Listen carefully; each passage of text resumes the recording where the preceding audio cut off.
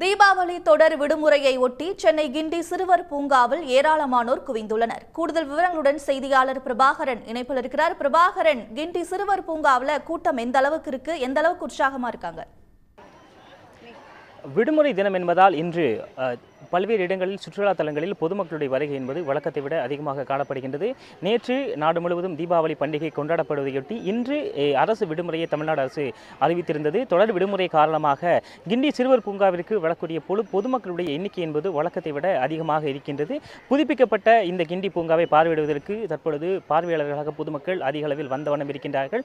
இன்றைய தினம் அதிக அளவில் வெயில் இல்லாமலும் நேற்று இரவு பெய்த சாரல் மழையின் காரணமாகவும் ஒரு குளுமையான சூழல் நிலை வருவதால் பொதுமக்கள் அதிக அளவில் குடும்பத்துடன் வருகை தந்து இன்றைய விடுமுறை தினத்தை இங்கு கழிப்பதற்காக வந்திருக்கின்றார்கள். நம்மிடம் கூட ஒரு குடும்பத்தினர் இருக்கிறார்கள், கேட்கலாம்.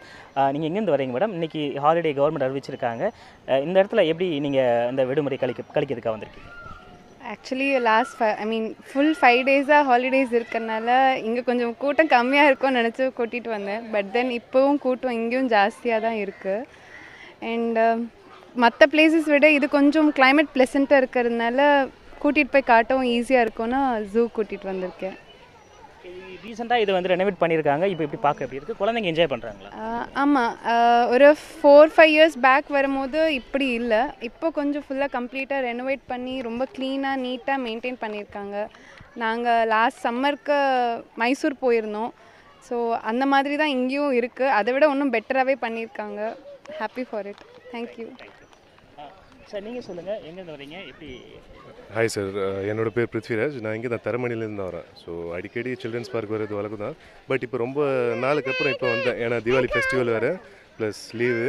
ஸோ கிளைமேட்டும் நல்லா இருக்குது அப்படின்ட்டு பையன் அழிச்சுன்னு வந்தேன்.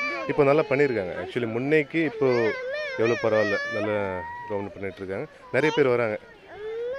ஹாலிடே இருந்தாலும் இங்கே நியர்பை இருந்திருக்கீங்க, எப்படி டைம் என்ஜாய் பண்ணுறீங்க?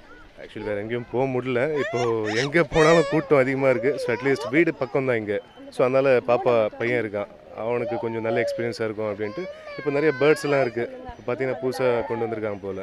ஸோ அவனுக்கு ஒரு புது எக்ஸ்பீரியன்ஸாக இருக்கும்னு தான் இங்கே அழைச்சிட்டு வந்தேன். வேறு தேங்க்யூ சார். இது போலவே பல குடும்பத்தினர்கள் பொழுதுகளை கழிப்பதற்காக காலை முதலாகவே வரத் தொடங்கி இருக்கின்றார்கள்.